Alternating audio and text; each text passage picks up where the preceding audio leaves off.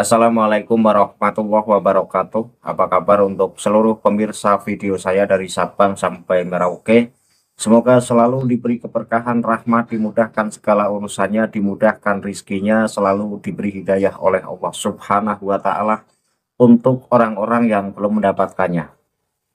Dalam kesempatan kali ini, saya akan sedikit mengomentari ceramah dari Habib Rizik Syihab. Jadi ceramah itu dimuat dalam salah satu channel milik Habib dengan judul yang sangat nggak elok ya. Judulnya kan Trans Setan dan Laskar Setan. Nah, dari video yang diupload oleh salah satu channel milik Habib itu saya tertarik untuk mengkritisi apa yang disampaikan oleh Pak Habib Rizik Syihab. Namun sebelum masuk pada pembahasan, untuk seluruh penonton dari manapun semua yang belum subscribe channel saya bisa tekan tombol subscribe, kemudian like, serta share video ini ke teman-teman semua. Agar yang belum tahu menjadi tahu, yakinlah bahwa munculnya channel ini semata-mata untuk memberi edukasi kepada seluruh umat muslim di Indonesia, agar selalu tidak terjerat oleh doktrin-doktrin sesat yang dilancarkan oleh klan atau golongan yang mengklaim dirinya sebagai keturunan Rasulullah dengan mengatasnamakan agama. Selanjutnya, sebagai bahan pembahasan akan langsung saya tampilkan cuplikan ceramah Habib Rizik Syihab yang mengatakan bahwa sekarang ini para habaib dan ulama dipecah belah, sehingga dengan dipecah belahnya para ulama dan habaib ini akan memudahkan menghancurkan Islam. Dan video ceramah Habib Rizik Syihab ini bisa dilihat dalam tayangan yang akan tampil berikut ini. Nah saudara, musuh-musuh Islam tahu bagaimana sih cara ngancurin umat Islam, saudara. Musuh-musuh Islam tahu bagaimana sih cara ngancurin umat Islam, saudara. Gimana cara ngancurinnya, saudara? Oh, dia lihat ada dua pilar, dua tiang utama daripada perjuangan umat, saudara. Yang satu habaib sebagai keturunan Nabi, yang kedua adalah ulama sebagai pewaris Nabi, saudara. Jadi kalau mau ngancurin umat Islam, hancurin ini dulu dua-duanya. Hancurkan habaibnya, hancurkan ulamanya, rubuh tiang perjuangan, hancur umat Islam, saudara. Betul? Betul. Makanya mereka selalu bagaimana caranya supaya ulama dan habaib berkelahi, supaya ulama dan habaib bertarung, supaya ulama dan habaib tidak bersatu. Karena kalau habib berjuang sendiri, ulama berjuang sendiri, mereka akan lebih mudah untuk menghadang dan menghancurkannya. Betul? Betul. Makanya 2 tahun terakhir ini, dari 2 tahun yang lalu, saudara, saya udah ingatkan, ini yang diserang bukan habib. Mereka serang habib, fitnah habaib, saudara. Mereka utik-utik segala macam nasabnya, macam-macam. Mereka hancurkan, saudara, kehormatan habaib. Mereka hancurkan kedudukan para habaib. Mereka hina di mana-mana. Saya sudah ingatkan ketika itu, ini yang diserang bukan habaib saja. Hari ini habaib yang diserang, besok giliran kiai yang akan mereka serang. Nanti santri juga akan mereka serang. Nanti pesantren juga akan mereka serang. Nggak boleh kita diam. Kalau habaib maupun ulama ataupun santri dan pesantren diobok-obok sama orang-orang yang ingin menghancurkan. Betul? Maka itu saya mau tanya semua di sini, siap bersatu, siap berjuang, siap bersaudara, siap ikut ulama, siap ikut habaib, siap berjuang bersama. Takbir, angkat tangan semuanya, takbir. Dalam video yang baru saja kita saksikan di situ dengan sangat berapi-api, Habib Rizik Syihab ini mengatakan, bahkan menuduh bahwa sudah 2 tahun saya mengatakan bahwa yang dihancurkan bukan cuma para habaib saja, tetapi para ulama dan nanti juga para santri. Dan ini sudah terbukti. Itu kata Habib Rizik Syihab. Pada intinya apa yang dikatakan Habib Rizik Syihab, bahwa para ulama dan para habaib ini dipecah belah, ini agar memudahkan untuk menghancurkan Islam, di mana para ulama menjadi berjuang dengan sendiri dan para habaib berjuang dengan sendiri, dan ini memudahkan Islam untuk dihancurkan. Itu kata Habib Rizik Syihab.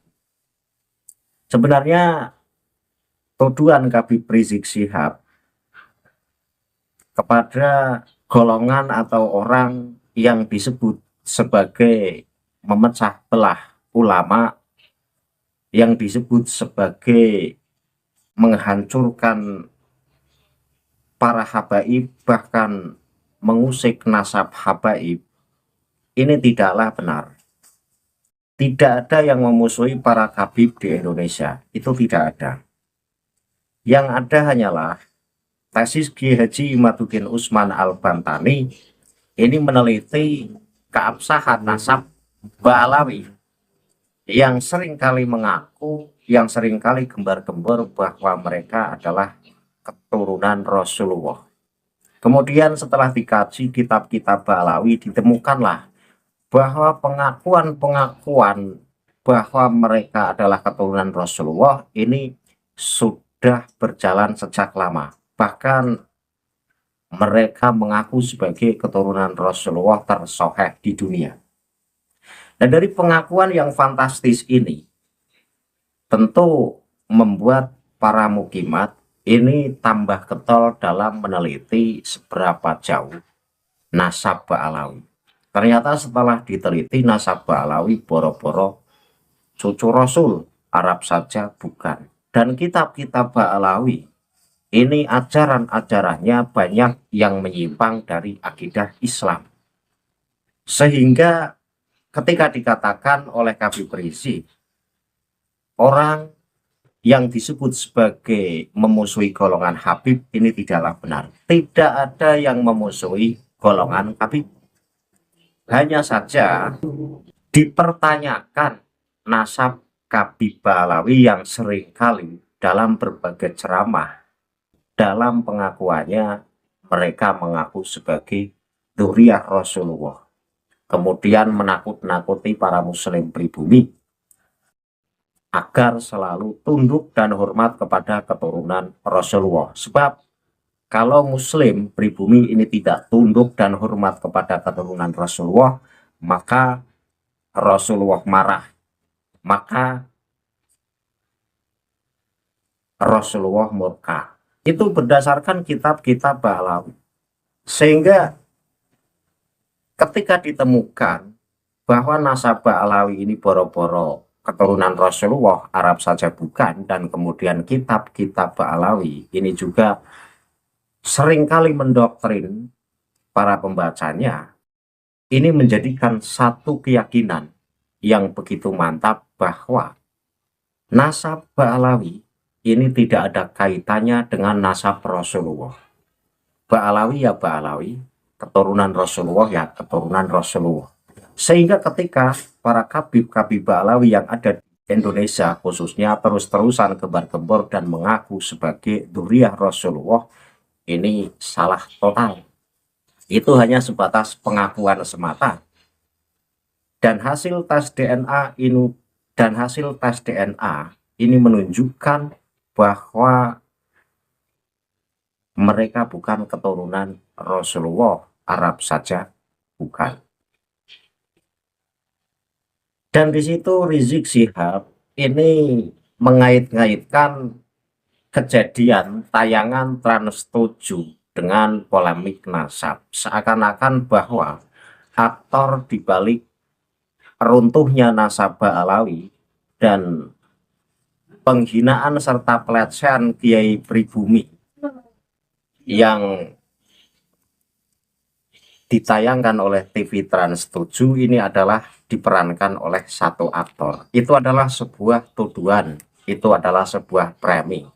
Jika Anda mengatakan kita jangan mau diadu domba, ternyata Anda sendiri Pak Rizik Syihab yang seringkali dalam setiap ceramahnya Anda justru yang memecah belah umat. Jadi urusan Trans 7 ya Trans 7, kemudian PWI-LS ya PWI-LS. PWI-LS tidak ada sangkut pautnya dengan tayangan Trans 7. Jangan-jangan kalau Anda menuduh bahwa itu adalah satu aktor di balik pelecehan dan perendahan Kiai Pribumi yang ditayangkan oleh Trans 7 dan juga pembatalan nasabah Alawi, jangan-jangan justru Anda sendiri yang ada di balik tayangan Trans 7. Dan saya berharap Pak Rizik Syihab ini tobatlah. Jangan ceramahnya ini selalu mengadu domba. Jangan ceramahnya ini selalu menimbulkan panas di tengah-tengah masyarakat. Karena jika Anda mengaku sebagai imam jumbo, imam besar, tentu sikap Anda ini sikap yang arif, sikap yang bijak, dan kehadiran Anda di tengah-tengah masyarakat, di tengah-tengah publik, ini menjadikan suasana adem dan tentrem. Tapi anehnya, dimanapun Anda berada, itu justru Anda menimbulkan fitnah, Anda menimbulkan pecah belah. Nah, disinilah salah satu keyakinan saya bahwa Anda dan orang-orang Anda ini bukan keturunan Rasulullah. Ini belum masuk pada sebuah penelitian nasab. Dilihat dari situnya saja sudah kelihatan bahwa Anda dan golongan-golongan Anda ini bukan keturunan Rasulullah. Karena sikap, kepribadian, dan akhlak Anda dan golongan-golongan Anda ini merasa paling benar, tidak mau disalahkan, dan menganggap orang lain itu tidak selevel dengan golongan Anda. Dilihat dari itunya saja, ini sudah kelihatan bahwa bukan keturunan Rasulullah. Dan ketika saya seringkali membuka kitab-kitab karya dari ulama-ulama Ba'alawi, maka saya pun menemukan bahwa tertulis dalam kitab-kitab Ba'alawi ini sebuah pengakuan, yang pengakuan itu tidak pantas diucapkan oleh orang yang mengaku sebagai ulama, orang yang mengaku sebagai keturunan Rasulullah. Di samping saya mengkritisi ceramah Pak Habib Rizik Syihab, nanti juga akan saya bacakan kitab Kanzul Barohin Al-Kasbiyah halaman 170, dan akan saya tampilkan ke publik bahwa inilah pengakuan dari moyang-moyang Anda yang ternyata sifat sombongnya ini selalu melekat. Dan kesombongan itu nampaknya turun-temurun kepada kabib-kabib Ba'alawi yang ada di Indonesia. Kemudian ketika Anda menuduh bahwa PWI-LS, di situ Anda mengatakan Laskar Setan, saya yakin itu adalah sebuah framing karena Anda ketakutan yang luar biasa. Kenapa saya katakan Anda ketakutan luar biasa?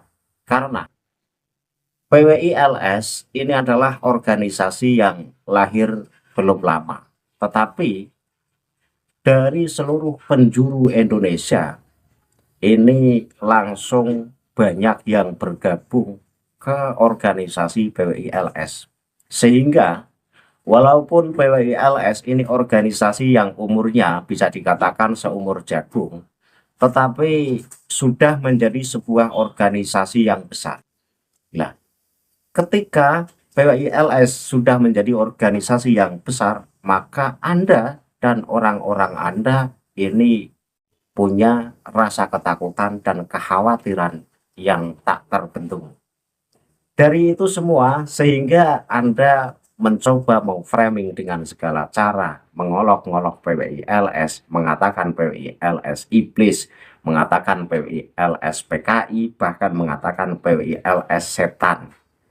Ini sebuah framing untuk menjatuhkan nama baik PWI-LS, sehingga orang-orang awam ini akan terkecoh dengan ucapan Anda. Dengan begitu orang-orang awam ini akan membenci organisasi PWI-LS. Tapi Anda tidak tahu dan Anda tidak berpikir, Pak Rizik, bahwa sebuah kebenaran ini akan menemukan jalannya. Mau PWI LS Anda jelek-jelekan, mau PWI LS Anda katakan PKI, mau PWI LS Anda katakan setan dan biang kerok pemecah belah ulama dan habaib, ini saya yakin tidak ngefek. Sepanjang tujuan PWI LS itu mulia, segala bentuk framing yang Anda lontarkan dari mulut Anda dan dari mulut orang-orang yang pro dengan Anda, maka ini tidak ngefek sama sekali. PWI LS tetaplah besar dan akan tetap menjadi organisasi besar yang melestarikan tradisi dan budaya yang telah ditinggalkan oleh pejuang Wali Songo. Kemudian PWI LS juga akan memperjuangkan hak-hak para kiai pribumi, sehingga ketika kiai-kiai pribumi dilecehkan, dihina, direndahkan oleh golongan-golongan Anda, maka PWI LS siap ada di garda terdepan untuk membela para kiai pribumi.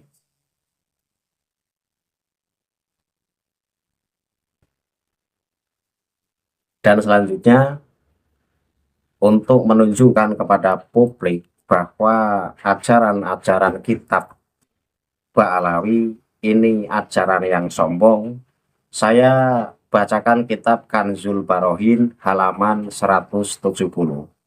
Di sini adalah sebuah pengakuan dari Habib Abu Bakar bin Abdurrahman As-Segaf, yang pengakuan ini pengakuan yang sombong. Saya tampilkan teksnya di layar, kemudian saya baca. Jika ada pembacaan yang salah, mohon diluruskan. Bismillahirrahmanirrahim. Wakana yaron nabiya kasiron wakana yakulu a'rifu minal farsi ilal arsi. Walau adharat ma wahabani robbi laqala ahlu tarim hada syafi'una yaumal qiyamati. Wa idha dhuhara alaihil halu mana'ahu an-naumu lailan wa naharon wa yaduru bisimai fisyawari'i minal asri ilal mahribi. Artinya apa? Artinya bahwa Habib Abu Bakar bin Abdurrahman As-Segaf ini seringkali bertemu Nabi. Dari pengakuan ini saja saya sudah tidak percaya. Tapi ya, itu sudah menjadi hal yang biasa. Pengakuan-pengakuan moyang-moyang Ba'alawi memang semacam itu, selalu bertemu Nabi, seringkali bertemu Nabi. Lah tak ubahnya dengan Habib Abu Bakar bin Abdurrahman As-Segaf atau As-Sakop, ini mengaku bahwa dirinya seringkali bertemu Nabi. Kemudian dilanjutkan, ia biasa berkata, aku tahu dari tempat tidur hingga singgasana. Jadi pengakuan Abu Bakar bin Abdurrahman As-Sakop ini sebuah pengakuan yang di batas akal waras. Ia tahu dari tempat tidur hingga singgasana. Artinya bahwa Habib Abu Bakar bin Abdurrahman As-Sakop ini tahu segala rahasia-rahasia yang rahasia itu tidak diketahui oleh manusia lain. Ya, ini kan sebuah pengakuan yang konyol. Jika aku mengungkapkan apa yang telah diberikan Tuhanku kepadaku, maka penduduk Tarim akan berkata, ini adalah pemberi syafaat kami di hari kiamat. Nah, ini kan sebuah pengakuan yang fantastis. Jadi dari luar biasanya pengetahuan Habib Abu Bakar bin Abdurrahman As-Sakop, andaikan pengetahuan itu ditampakkan kepada publik, khususnya kepada para penduduk Tarim, maka para penduduk Tarim ini akan mengatakan, inilah orang yang kelak akan memberi syafaat kami di hari kiamat. Ya kan? Jadi ini dikatakan oleh Habib Abu Bakar Abdurrahman As-Sakop sendiri, memposisikan dirinya layaknya Nabi Muhammad yang kelak di hari kiamat akan memberi syafaat kepada umatnya. Ini kan sebuah pengakuan yang memposisikan dirinya layaknya Nabi Muhammad. Kalau Nabi Muhammad sudah pasti namanya Syafi'un, orang yang kelak memberi syafaat kepada umatnya. Tetapi Habib Abu Bakar bin Abdurrahman As-Sakop ini bukan manusia makhluk. mau mengaku sebagai ulama sekali berapapun, tetapi ulama tetaplah ulama dan tidak punya sifat maksum. Bahkan Abu Bakar bin Abdurrahman As-Sakop ini tidak tahu nasibnya nanti di akhirat semacam apa. Umumnya manusia memang tidak mengetahui nasibnya kelak di hari kiamat itu seperti apa. Apakah nasibnya menjadi manusia yang beruntung di hadapan Allah atau menjadi manusia yang rugi di hadapan Allah. Ini masih menjadi dikte untuk semua umat manusia. Tetapi kalau Nabi Muhammad ini memang sudah pasti masuk surga dan kelak akan memberi syafaat kepada umatnya. Lah ketika Abdurrahman As-Sakop kemudian di situ mengaku bahwa andaikan ilmu yang luar biasa itu ditampakkan kepada para penduduk Tarim, maka penduduk Tarim akan mengatakan inilah orang yang kelak memberi syafaat kepada kami. Ini kan memposisikan dirinya selevel dengan Rasulullah, dan pengakuan ini adalah pengakuan yang terlalu pede. Nasibnya sendiri saja dia tahu nanti kayak apa di hari kiamat, tapi sudah berani mengaku bahwa sayalah orang yang pantas memberi syafaat kepada penduduk Tarim nanti di hari kiamat. Ini kan pengakuannya fantastis dan pengakuan yang tak berdasar. Nah, sebuah pengakuan yang tak berdasar ini tak perlu dipercaya. Nah, inilah kitab-kitab Ba'alawi. Jadi mau dibentuk dalam sebuah cerita apapun, kitab Ba'alawi tetaplah isinya mengglorifikasi klannya, mengunggulkan klannya, mengunggulkan ulama-ulamanya. Bahkan rahasia-rahasia Allah yang seharusnya tidak diketahui oleh manusia, ini ulama-ulama Ba'alawi mengetahui rahasia-rahasia itu. Nah, ini kan konyolnya di situ. Kemudian saya lanjut. Setiap kali kondisinya tampak, ia akan dicegah tidur siang dan malam, dan dia akan berkeliling mendengarkan sabda Nabi di jalan-jalan dari sore hingga matahari terbenam. Lah ini juga pengakuan yang luar biasa. Jadi Habib Abu Bakar bin Abdurrahman As-Sakop ini tidak tidur siang dan malam, dan ia akan berkeliling mendengarkan sabda-sabda Nabi di jalan-jalan dari sore hingga matahari terbenam. Ini orang jadab, orang gila, atau orang apa? Dia tidak tidur siang dan malam, berkeliling. Katanya berkeliling di jalanan itu mendengar sabda-sabda Nabi. Lah sabda Nabi didengarkan di jalan-jalan, itu sabda Nabi yang bagaimana? Ya kan? Nah, sabda Nabi kan tertulis dalam kitab-kitab hadis, itu sabda-sabda Nabi. Nah, ketika sabda Nabi itu didengarkan oleh Habib Abu Bakar bin Abdurrahman As-Sakop di jalan-jalan dan menjadikan Habib tersebut tidak tidur dari sore, bahwa Habib Abdurrahman As-Sakop ini tidak tidur, kemudian berkeliling ke seluruh penjuru dunia.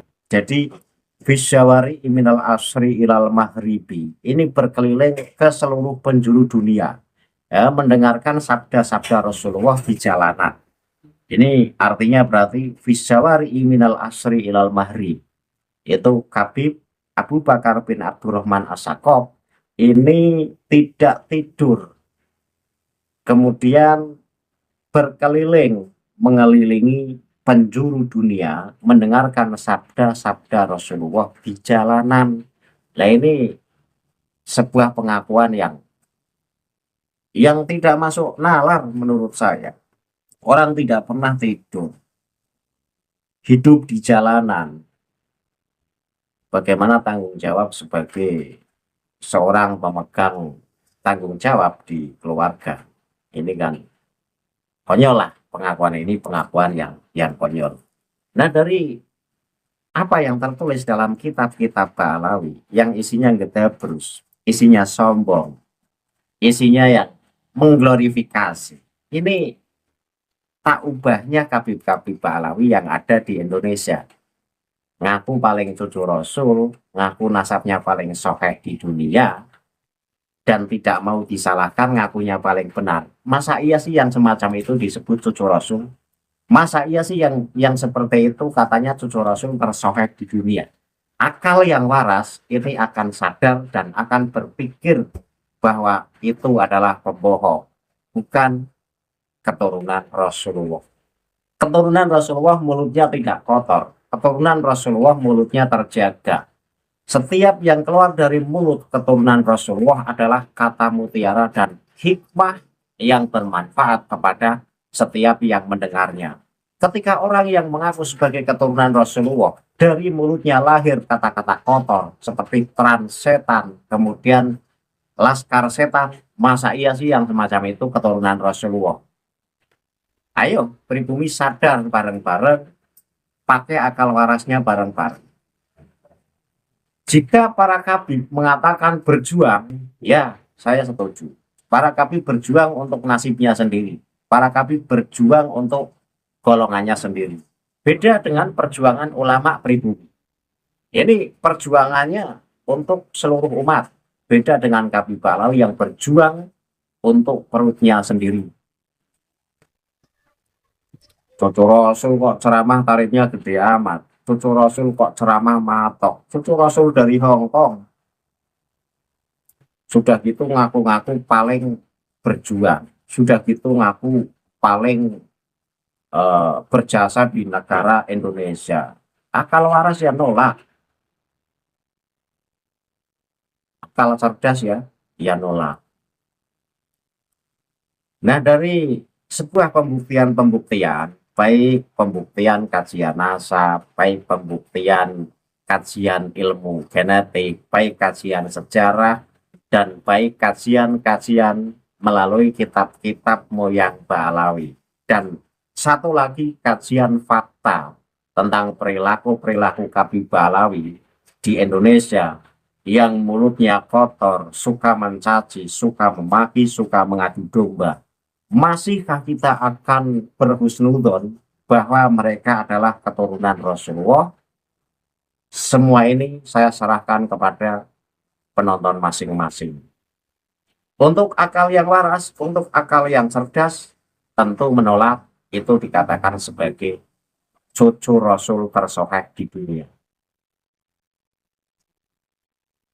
Saya akhiri kajian ini, akhirul kalam, billahi taufiq wal hidayah. Wassalamualaikum warahmatullahi wabarakatuh. Salam waras untuk seluruh muslim di Indonesia.